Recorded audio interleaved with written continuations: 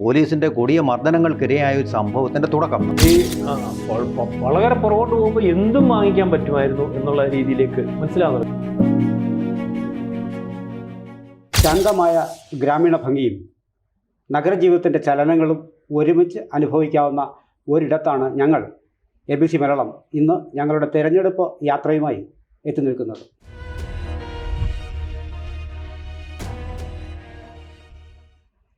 കണക്കുകളും വസ്തുതകളും വിശദമായി തന്നെ ഞങ്ങൾ നിങ്ങൾക്ക് മുന്നിൽ അവതരിപ്പിക്കും. പ്രവചിക്കാൻ ഞങ്ങളില്ല.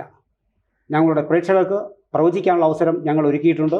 എത്രയും വേഗം ഞങ്ങളുടെ കമൻറ്റ് ബോക്സിൽ ആദ്യം തന്നെ നൽകിയിരിക്കുന്ന ലിങ്കിൽ പോയി ക്ലിക്ക് ചെയ്ത് ഏത് മുന്നണിക്കാണ് വിജയസാധ്യത എന്ന് നിങ്ങൾക്ക് പ്രവചിക്കാം. എത്രയും വേഗമാകട്ടെ. സർ, അടൂരിനെ കുറിച്ച് അടൂരെന്ന് കേൾക്കുമ്പോൾ സാറിൻ്റെ മനസ്സിൽ ഓർമ്മ വരുന്ന ആ ഒരു അടൂർ കേൾക്കുമ്പോൾ ആദ്യമേ തന്നെ നമുക്ക് ഓർമ്മ വരുന്ന ചിരിയുടെ നമ്പരായ അടൂർ ഭാസിയെക്കുറിച്ചാണ്. ആർക്കായാലും ഓർമ്മ വരിക. അദ്ദേഹത്തിൻ്റെ അതുപോലെ തന്നെ അടൂർ പങ്കജ്, സിനിമയിൽ തന്നെ വേറെ ആളുകൾ പറയുകയാണെങ്കിൽ അടൂർ പങ്കജം. അതുപോലെ തന്നെ നമ്മുടെ സിനിമയെ ആഗോളതലത്തിലേക്ക് കൊണ്ടുപോയ അടൂർ ഗോപാലകൃഷ്ണൻ, മൗട്ടത്ത് അല്ലേ, മൗട്ടത്ത് കുടുംബത്തിൽപ്പെട്ട ഉണ്ണിത്താന്മാരുടെ കുടുംബമാണ്. ആ കുടുംബത്തിൽപ്പെട്ട അടൂർ ഗോപാലകൃഷ്ണൻ 12 കോളേജിൽ തന്നെ പഠിച്ച ആളാണ് അദ്ദേഹം. അതുപോലെ തന്നെയാണ് അധികം ആരും ഇപ്പോൾ ശ്രദ്ധിക്കാത്ത ആ വേലുത്തമ്പി ദളവ മരിച്ചു വീണത് അടൂരിൻ്റെ മണ്ണിലാണ്. ചോര കൊണ്ട്, അദ്ദേഹത്തിൻ്റെ ചോര കൊണ്ട് ചുവന്നതാണ് അടൂരിൻ്റെ മണ്ണ്. സായിപ്പന്മാരെല്ലാം കൂടെ വട്ടമിട്ട് വളഞ്ഞ് അദ്ദേഹത്തിനെ വെടിവെച്ച് കൊല്ലാൻ ശ്രമിക്കുമ്പോൾ സ്വന്തം വാളുകൊണ്ട് കുത്തിയിറങ്ങി മരിച്ചു വീണത് മണ്ണടിക്കാവെന്ന് പറയുന്ന സ്ഥലത്താണ്. സാർ, ഒരു ചെറിയൊരു എക്സ്റ്റൻഷൻ നമ്മൾ വിട്ടുപോയത് ഈ പറക്കോട് ചന്ത വിഖ്യാത, കേരളത്തിൽ എവിടെ പോയാലും ഇത് അറിയുന്നതാണ്. എന്തെങ്കിലും സാറിന് കൂട്ടിച്ചേർത്താൽ? പറക്കോടി ചന്ത ലോകത്തിലെ അല്ലെങ്കിൽ ഇന്ത്യയിലെ അങ്ങനെ ഏറ്റവും 2ാമത്തെ ചന്തയായിരുന്നു അവർക്ക്. പക്ഷെ ഇപ്പം അതിന്റെ പ്രതാപമൊക്കെ പോയി. ചന്തകൾക്ക് ഇപ്പം പഴയ പ്രതാപം ഇല്ലല്ലോ. സൂപ്പർ മാർക്കറ്റുകളും ആൾക്കാർക്ക് വണ്ടി ചന്ത എന്ന് പറഞ്ഞാൽ അതിന്റെ പ്രതാപം വരുന്നത് സാറേ, നമുക്ക് സാധനങ്ങൾ, ഇഷ്ടമുള്ള സാധനങ്ങൾ ഈ പറയുന്ന എല്ലാം ഒരു പരിധി വരെ പർച്ചേസ് ചെയ്യണമെങ്കിൽ ചന്തയിൽ പോകണമല്ലോ. ഇപ്പം അതിന്റെ കാര്യമില്ല. ഇവിടെ ചെന്നാൽ ഏത് സമയത്തും നമുക്ക് എല്ലാ സാധനവും കിട്ടുന്ന രീതിയിലേക്കുണ്ട്. അതുകൊണ്ട് ചന്തകളുടെ അവിടെ ഈ വളരെ പുറകോട്ട് പോകുമ്പോൾ എന്തും വാങ്ങിക്കാൻ പറ്റുമായിരുന്നു എന്നുള്ള രീതിയിലേക്ക് മനസ്സിലാവുന്നത്. കാളയും കാളവണ്ടിയും ഒരു വലിയ ചന്തയായിരുന്നു. ഇപ്പം അതിൻ്റെ ആ പ്രതാപമൊന്നുമില്ല. എന്നാലും പറക്കോടി ചന്ത മറ്റ് ചന്തകളൊക്കെ ഇല്ലായ്മയാണ് പോലും ഇപ്പോഴും നിലനിൽക്കുന്നത്. ഏതായാലും ഈ അടൂർ എന്ന് പറയുന്ന നിയമസഭാ മണ്ഡലം 2008 പിന്നെ മണ്ഡല പുനർനിർണയത്തെ തുടർന്ന് അതിപ്പോൾ പത്തനംതിട്ട ലോക്സഭയുടെ ഇതിലാണ്. നേരത്തെ അത് അടൂരിൻ്റെ ലോക്സഭാ മണ്ഡലത്തിൻ്റെ ഭാഗമായിരുന്നു. 2016 2021 ഇലക്ഷൻസ്, നിയമസഭാ ഇലക്ഷൻസ് പരിശോധിച്ച് കഴിഞ്ഞാൽ 2016 അവിടെ ചിറ്റയം ഗോപകുമാറാണ് വിജയിക്കുന്നത്. 2021 ചിറ്റയം തന്നെയാണ് വിജയിക്കുന്നത്. അന്ന് അദ്ദേഹത്തിന് ലഭിച്ച വോട്ടെന്ന് പറയുന്നത് 49.5% വോട്ടുകളാണ് അദ്ദേഹത്തിന് ലഭിച്ചത്.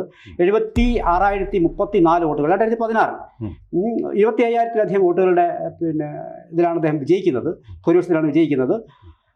KK ഷാജു കോൺഗ്രസ്സിലെ 50,574 2016 പിടിച്ചത്. KK ഷാജു പണ്ട് പന്തളത്ത് മത്സരിച്ചിരുന്ന ആളാണ്. പന്തളം ഇപ്പോൾ പന്തളം അടൂരിനോട് ഡീലിമിറ്റേഷൻ വഴി 2008 ഡീലിമിറ്റേഷനിലാണ് പ്രാദേശികമായ ഞങ്ങളുടെ മണ്ഡലം, അങ്ങനെ പന്തളത്തുകാരുടെ മണ്ഡലം അങ്ങനെ അടൂരായിട്ട് മാറി. പിന്നെ അഡ്വക്കേറ്റ് P. സുധീറാണ് 25,940 വോട്ടാണ് BJPക്ക് അന്ന് ലഭിച്ചത്. ഇത് 2021 വരുമ്പോൾ 74% എന്ന് പറയുന്നത് ഏതാണ്ട് അതുപോലെ തന്നെ 74.4 എന്നുള്ളത് 74.2 മാറി എന്നുള്ളത് ചെറിയ വ്യത്യാസം മാത്രമേ ഉള്ളൂ. അപ്പോഴും CPIയുടെ ഇവരുടെ LDF ചിറ്റയം ഗോപകുമാർ തന്നെയാണ് ഡെപ്യൂട്ടി സ്പീക്കർ ആവുകയും ചെയ്തു. പക്ഷേ ഭൂരിപക്ഷത്തിൽ 49% വോട്ട് റിസീവ്ഡ് വോട്ട്സിൽ അന്ന് കാണിക്കുന്നുണ്ടെങ്കിൽ ഇത് 42.83 കിട്ടിയിരിക്കുന്നത്. അവിടെ വ്യത്യാസം എന്ന് പറഞ്ഞാൽ 20,460 എന്ന് പറയുന്ന മാർജിൻ അത് നിലനിർത്താൻ അദ്ദേഹത്തിന് കഴിഞ്ഞില്ല. 2,919 വോട്ടുകൾ, വളരെ കുറഞ്ഞ വോട്ടുകളാണ് അദ്ദേഹത്തിന് ലഭിക്കുന്നത്. കോൺഗ്രസിൻ്റെ MG കണ്ണൻ 63,650 വോട്ടുകളെന്ന് നേടിയിരുന്നു. അതായത് 50,000-ൽ പരം വോട്ട് കഴിഞ്ഞ 16 പിടിച്ചിരുന്നത് അത് ഏതാണ്ട് ഒരു 13,000-ന്റെ വർധനം അവിടെ കിട്ടി. ആ കുറവാണ് ചിറ്റയം ഗോപകുമാറിന് ഉണ്ടായത്. അദ്ദേഹത്തിന്റെ ഭൂരിപക്ഷത്തെ വല്ലാതെ ബാധിച്ചതും. പിന്നെ അഡ്വക്കേറ്റ് പന്തളം പ്രതാപൻ എന്ന് പറയുന്ന BJP സുധാകരന്റെ അനിയനാണ്, സഹോദരനാണ് ആണല്ലേ. അപ്പോൾ അദ്ദേഹത്തിന് 23,980 വോട്ടുകൾ BJPക്ക്, അതായത് 25-നും 23-നും BJPയുടെ വോട്ടുകൾ ഏതാണ്ട് ഈ നിലയിൽ തന്നെ പോവുകയാണ്. ഒരു സ്ഥിരമായ ഒരു വോട്ട് ശതമാനം അവർക്കവിടെ ഉണ്ട് എന്നും കാണാൻ കഴിയുന്നത്. ഇതാണ് 2016-ലെയും 2021-ലെയും വോട്ട് വിഹിതങ്ങൾ പരിശോധിക്കുമ്പോൾ നമുക്ക് കാണാൻ കഴിയുന്നത്. ഇനി നമുക്ക് നേരത്തെ തുടക്കം മുതൽക്കുള്ള വിജയികളിലേക്കൊന്ന് പറയാം. അതിൽ പ്രമുഖരായ 2 ബാലകൃഷ്ണന്മാരുണ്ട്. ഒന്ന് തെങ്ങമ്മം ബാലകൃഷ്ണൻ, ജനയുഗത്തിൻ്റെ എഡിറ്ററായിരിക്കുകയും നല്ലൊരു നിയമസഭാ സാമാജികനായിട്ട് പ്രവർത്തിക്കുകയും ചെയ്ത തെങ്ങമ്മം ബാലകൃഷ്ണനുണ്ട്. അതുപോലെ തന്നെ തെന്നല ബാലകൃഷ്ണനുള്ള ചരിത്രത്തിൻ്റെ ഭാഗമായിട്ടുള്ളൊരു വ്യക്തിയാണ്. ശൂരനാട്ടിലെ പ്രസിദ്ധമായ തെന്നല കുടുംബം. ഒളിവിലെ ഓർമ്മകൾ പറഞ്ഞിരിക്കുന്നത് തെന്നല കുടുംബമാണ്. ശൂരനാട് വമ്പിച്ച തോതിൽ ശൂരനാട് എന്ന് പറയുന്ന ഒരു പ്രദേശം ഇനി ഈ സംസ്ഥാനത്ത് വേണ്ട എന്ന് പറഞ്ഞ പോലീസിൻ്റെ കൊടിയ മർദ്ദനങ്ങൾക്കിരയായ ഒരു സംഭവത്തിൻ്റെ തുടക്കം. നമ്മളൊക്കെ വിശദാംശങ്ങളിലേക്ക് പോകുന്നില്ല. കുളത്തിലെ മീൻ പിടിക്കലുമായിട്ട് ബന്ധപ്പെട്ട ഒരു സംഭവമാണ് അതിലേക്ക് നയിച്ചത്. അത് വളരെ നിഷ്ഠൂരമായിട്ട് പോലീസ് പെരുമാറിയ ഒരു സന്ദർഭമാണ്. ഒരു സന്ദർഭത്തിലേക്ക് അതിൻ്റെയൊക്കെ നമ്മൾ പോകാൻ സമയമില്ല. അതുപോലെ തന്നെ വളരെ പ്രധാനപ്പെട്ട ഒരു കാര്യം, ഇവിടെ 2006 വമ്പിച്ച ഭൂരിപക്ഷത്തോടു കൂടി 2006 വമ്പിച്ച ഭൂരിപക്ഷത്തോടു കൂടി തിരുവഞ്ചൂർ രാധാകൃഷ്ണൻ ഈ മണ്ഡലത്തിൽ നിന്ന് ജയിച്ചു. 18,464. അതിനു മുമ്പുള്ള ഭൂരിപക്ഷം എന്നൊക്കെ പറഞ്ഞാൽ വോട്ടർമാരുടെ എണ്ണം കുറവായിരിക്കും. ആദ്യത്തെ ഭൂരിപക്ഷം എന്നൊക്കെ പറഞ്ഞാൽ 2264 ഒക്കെയാണ്. ക്രമേണ ജനസംഖ്യ വർദ്ധിച്ചതോടുകൂടിയാണ് ഈ ഭൂരിപക്ഷത്തിൽ വന്നിട്ട് 18,000-ലെത്തുന്നു. അതിനുശേഷം ആ റെക്കോർഡ് ഉപയോഗിച്ചിരിക്കുന്നത് ചിറ്റയം ഗോപകുമാറാണ്. പിന്നെ പിൽക്കാലത്ത് തിരുവഞ്ചൂർ രാധാകൃഷ്ണൻ കോട്ടയം മണ്ഡലത്തിലേക്ക് അദ്ദേഹം, കാരണം അത് സംവരണ മണ്ഡലമായതോടു കൂടി പുള്ളിക്ക് മത്സരിക്കാൻ പറ്റാതെ വന്ന് കോട്ടയം മണ്ഡലത്തിലേക്ക് സ്ഥിരം അദ്ദേഹം ജയിച്ചു വരികയും ചെയ്യും. കഴിഞ്ഞ പ്രാവശ്യം വരെ അദ്ദേഹം അവിടെ ജയിച്ചു വരും. അതായത് സാറേ, ഇപ്പോൾ നമുക്കിപ്പോൾ ഈ അടൂർ മണ്ഡലത്തിൻ്റെ മൊത്തം സ്ഥിതി എടുത്ത് നോക്കുമ്പോൾ ഇതിനകത്ത് മറ്റ് മണ്ഡലങ്ങളിൽ കാണുന്ന ഒരു ഈ ഭൂരിപക്ഷം നൽകുന്നതിൽ ഇവർ ഏതാണ്ട് ഒരു സമാനത അതിനകത്ത് കാണാൻ കഴിയുന്നുണ്ട്. ഇടയ്ക്കിടയ്ക്ക് വലിയ ഭൂരിപക്ഷം 12,000, 15,000, 13,000 ഒക്കെ കിട്ടിയിട്ടുണ്ടെങ്കിലും മറ്റ് ഭൂരിപക്ഷങ്ങൾ 2,000, 3,000, 1,700, 1,200 അങ്ങനെ നിൽക്കുകയാണ്. അതായത് ഏറ്റവും കൂടുതൽ നമ്മൾ ശ്രദ്ധിക്കേണ്ടത് ചിറ്റയം ഗോപകുമാർ വരുന്ന സാഹചര്യത്തിൽ 25,000-ലേറെ ഭൂരിപക്ഷം ഉണ്ടായിരുന്ന ആളിന് തൊട്ട് 2020 ഭൂരിപക്ഷമായി. അതായത് അടൂർ ഇനി ചിലപ്പോൾ ഒരു മാറി ചിന്തിക്കാനുള്ള ഒരു സാഹചര്യം, അവിടുത്തെ ഒരു സാഹചര്യം വെച്ചിട്ട് പൊളിറ്റിക്കൽ സാഹചര്യം സാറിന് അറിയാം. ഇപ്പോൾ ഈ 2,900, അതായത് 3,000 താഴെ ഉള്ളൂ. ഒരു പക്ഷേ അത് മാറാനുള്ള സാധ്യത അവിടെ തെളിയുന്നുണ്ട്. അതിന് അങ്ങനെ എന്തെങ്കിലും ഒരു സാഹചര്യം പൊളിറ്റിക്കലി അവിടെ ഉണ്ടോ? ഇല്ല, അവിടുത്തെ ഒരു രാഷ്ട്രീയ സാഹചര്യം എന്ന് പറഞ്ഞാൽ സ്ഥിരമായിട്ട് ആരുടെ ഒരു മണ്ഡലം അല്ലായിരുന്നു.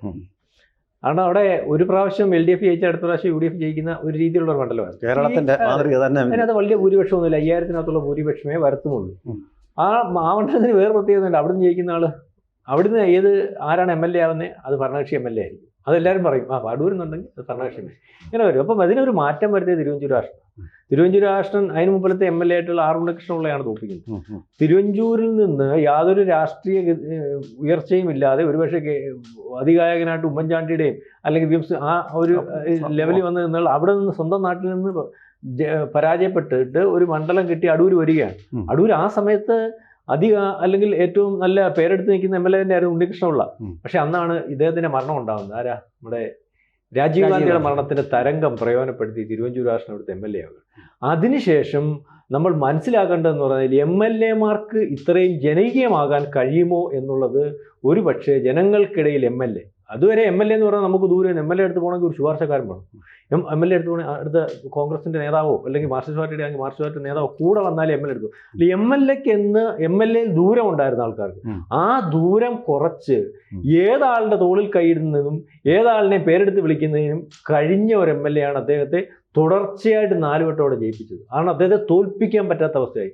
പള്ളിക്കൽ പോലെയുള്ള ഏറ്റവും കൂടുതൽ വോട്ടുള്ള അല്ലെങ്കിൽ CPM-നെ ഇപ്പോഴും പള്ളിക്ക് പഞ്ചായത്ത് ഒരിക്കലും CPM-നെ മറികടക്കാൻ പറ്റത്തില്ല. പക്ഷേ തിരുവഞ്ചൂർ രാഷ്ട്രൻ ഇവിടെ ഇലക്ഷൻ നിന്ന് കഴിഞ്ഞാൽ ആദ്യത്തെ ഒരു പ്രാവശ്യം കഴിഞ്ഞപ്പോൾ പിന്നെ ഈ മേഖലയൊന്നും അദ്ദേഹത്തിന്റെ രാഷ്ട്രീയത്തിനകത്ത് മറിച്ച് ചിന്തിക്കുന്ന ഒരു അവസ്ഥയില്ല. പുള്ളിക്കാണെങ്കിൽ പുള്ളിക്ക് വോട്ട്, അത് കോൺഗ്രസ് ആയാലും BJP ആയാലും. അതുകൊണ്ടാണ് ഇത്രയും ഭൂരിപക്ഷം വികസന പ്രവർത്തനങ്ങൾ വികസനം അടൂരിന്റെ മുഖച്ഛായ മാറ്റിയ ഒരു MLA ആണെന്ന് പറയേണ്ടി വരും. കാരണം അടൂർ എഞ്ചിനീയറിംഗ് കോളേജ് ഉണ്ടാകുന്നു, വളരെ വലിയ വിദ്യാഭ്യാസ സ്ഥാപനങ്ങൾ ഉണ്ടാകുന്നു, താലൂക്ക് ആശുപത്രി ഉപയോഗിക്കുന്നു, കേന്ദ്രീയ വിദ്യാലയം ഉണ്ടാകുന്നു. ഈ സമസ്ത മേഖലയിലും അദ്ദേഹം കൊണ്ടുവന്നു. പിന്നെ അദ്ദേഹം പലവട്ടം അവിടെ ഇരുന്നപ്പോൾ തന്നെ മിനിസ്റ്ററായിട്ടുണ്ട്. പിന്നെ അദ്ദേഹത്തിന്റെ പോക്ക് ശരിക്കും പറഞ്ഞാൽ ഇപ്പോഴും ആൾക്കാർക്ക് ഈ മണ്ഡലം സംവരണ മണ്ഡലം ആയതിനകത്ത് ദുഃഖം ഉൾപ്പെടുന്നു. കാരണം അതിനുശേഷം അടൂർ വേണ്ട വിധത്തിലുള്ള വികസനം നടന്നിട്ടില്ല. കോട്ടയക്കാർക്ക് സന്തോഷമായിട്ട് ഞങ്ങൾ കോട്ടയത്ത് ഭയങ്കര വികസനമായി. കാരണം ഇതിന് എവിടുന്ന് അവിടെ ചെന്നപ്പോൾ അവിടെ അദ്ദേഹത്തിന് ആദ്യമേ വാസവനെ പോലുള്ളവർക്ക് മത്സരിച്ച് തുച്ഛമായ 1000 വോട്ട് താഴെയാണ് ജയിക്കുന്നത്. മനസ്സിലായി. അതിനുശേഷം അദ്ദേഹത്തെ തോൽപ്പിക്കാൻ പറ്റില്ല. കഴിഞ്ഞ തരംഗത്തിൽ പോലും 30,000 വോട്ടാണ്. അപ്പൊ ആൾക്കാർക്ക് പുള്ളിയെ മാറ്റുന്നത്. അതേപോലെയാണ് പിന്നെ വന്നപ്പോൾ ഇദ്ദേഹം മാറിക്കഴിഞ്ഞാൽ പന്തള സുഹാരൻ മത്സരിക്കുന്നു. ഇപ്പോഴത്തെ 3ാം ടേൺ ആയിട്ടുള്ള ഡെപ്യൂട്ടി സ്പീക്കറായിട്ടുള്ള ചിറ്റയം കോമർ 1000 താഴെ വോട്ടിനാണ് ആദ്യം അവിടെ ജയിക്കുന്നതാണ് എനിക്ക് തോന്നുന്നത്. പിന്നെ അദ്ദേഹത്തിന് ഭൂരിപക്ഷം വർദ്ധിക്കും. പിന്നെ ഈ ചോദിച്ചതുപോലെ അദ്ദേഹത്തിന്റെ ജനങ്ങൾക്കിടയിലുള്ള അതിർത്തി അല്ലെങ്കിൽ ഈ പറയുന്ന പോലെ ഇടപെടാൻ സാധിക്കാത്തതുകൊണ്ടാണ് ഈ 3000 വോട്ടിന് കഴിഞ്ഞ പ്രാവശ്യം കഷ്ടിച്ച് ജയിക്കുന്ന ഒരവസ്ഥ വന്നത്. ഒരു പക്ഷേ ഒരാഴ്ച കൂടി കഴിഞ്ഞായിരുന്നെങ്കിൽ ഇപ്പോൾ ചോദിച്ച ചോദ്യത്തിന് മറുപടി അപ്പം മരിച്ചുപോയി അദ്ദേഹം. കണ്ണനായിരുന്നു മത്സരിച്ചത്. കണ്ണൻ അവിടെ ജയിച്ചു പോയിരുന്നു. ഒരാഴ്ച കൂടി കഴിഞ്ഞായിരുന്നു. കാരണം ഒരാഴ്ച കൂടെ അയാൾക്ക് സമയം കിട്ടിയായിരുന്നെങ്കിൽ ഒരുപക്ഷെ ജനപ്രതിനിധി മാറി വന്നേനെ കോൺഗ്രസിൻ്റെതായത്. അപ്പം അടൂര് നമ്മൾ പരിശോധിക്കുമ്പോൾ ആർക്കും കുത്തകയല്ല. കുത്തകയായിട്ടുണ്ടെങ്കിൽ ജനങ്ങൾക്കിടയിൽ അവർക്കുള്ള അകലം കുറച്ച് നിൽക്കുന്ന ആൾക്കാർക്ക് അത് കുത്തകയാക്കി വെക്കുന്നു. തിരുവഞ്ചൂർ രാധാകൃഷ്ണനാണ് അവിടുത്തെ ചരിത്രം തിരുത്തിക്കുറിച്ച്. സ്ഥിരമായിട്ടൊരു MLA ഈ അതുവരെ ഇല്ലായിരുന്നു. മാറിയും തിരിഞ്ഞു UDF LDF തിരുവഞ്ചൂർ വന്നതിന് ശേഷമാണ് അത് 4 ടേം മാറുന്നു. അതിനുശേഷം ചിറ്റയം കോമാറും ആ ചരിത്രം നിലനിർത്തുകയാണ്. 3ാമത്തെ ടേമാണ് ചിറ്റയം കോമാർ ജയിക്കും. ഇനി നമുക്കൊരു കാര്യം പറയാനുള്ളത്, നമുക്ക് 2008 മണ്ഡല പുനർനിർണ്ണയമാണല്ലോ പിന്നെ പത്തനംതിട്ട ലോക്സഭയിലേക്ക് ഇത് മാറുന്നത്. അപ്പോൾ പാർലമെന്റിലേക്ക്. അപ്പോൾ അങ്ങനെ വരുമ്പോൾ പത്തനംതിട്ട ലോക്സഭാ തിരഞ്ഞെടുപ്പ് 2019 24 കണക്കുകൾ നോക്കുമ്പോൾ അടൂർ നിയമസഭ അതിൽപ്പെട്ട അടൂർ നിയമസഭയിൽ ലഭിച്ച വോട്ട് വിവിധ മുന്നണികൾക്ക് അതാണ് നമ്മൾ നോക്കുന്നത്. ഇപ്പോൾ അന്നുപോലെ ജയിച്ചിട്ടുള്ളത് ആന്റണിയാണ്. എല്ലാ ആന്റണി മാത്രമാണ്. പിന്നെ 2019 പിന്നെ ലോക്സഭാ ഇലക്ഷനിൽ അടൂർ നിയമസഭാ മണ്ഡലത്തിൽ UDF ലഭിച്ച വിഹിതം എന്ന് പറയുന്നത് 31.7 49,280 വോട്ടുകളാണ്.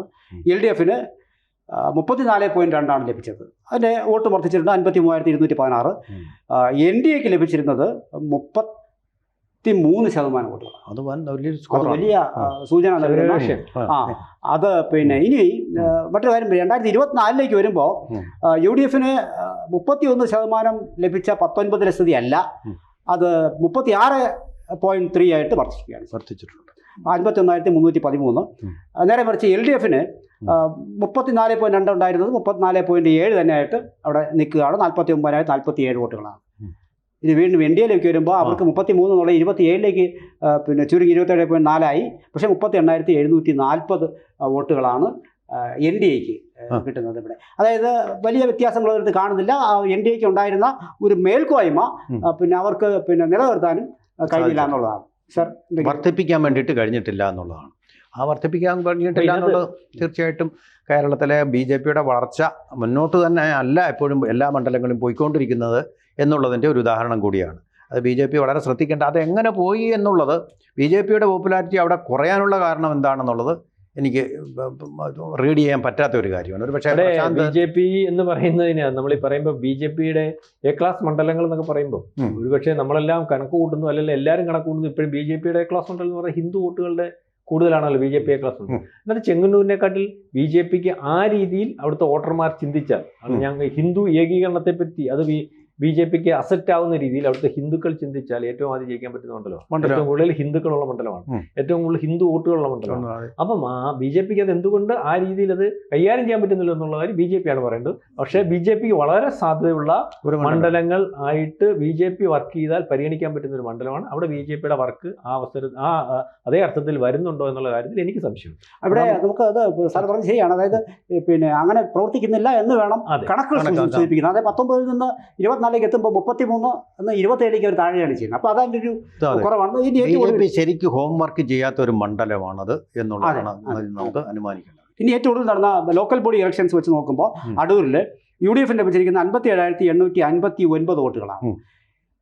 അവിടെ LDF കൂടെ തന്നെയുണ്ട് 57,241 തൊട്ടടുത്തുണ്ടെന്നുള്ളതാണ്. അതാണ് നമുക്ക് നേരെ സംസാരിച്ചതുപോലെ വിജയം ആർക്കും അങ്ങനെ തീർച്ചയായിട്ടും കൊടുത്തിട്ടുള്ളതല്ല.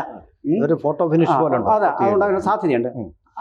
BJP ഒട്ടും പിറകിലല്ല. 31,749 വോട്ടുകളുണ്ട്. ഒന്ന് ആഞ്ഞു പിടിക്കേണ്ടതിന്റെ ആവശ്യകതയും കൂടി ഇതിനകത്ത് കാണുന്നില്ലേ?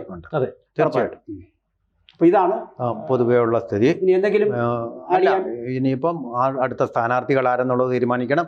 ആ സ്ഥാനാർത്ഥികൾ ആരാ ജയിക്കുക എന്നുള്ളത് നമ്മുടെ പ്രേക്ഷകർ തീരുമാനിക്കണം. അതെ, അത് പറയാൻ ഞങ്ങളില്ല. പ്രവചിക്കേണ്ടത് നിങ്ങളാണ്.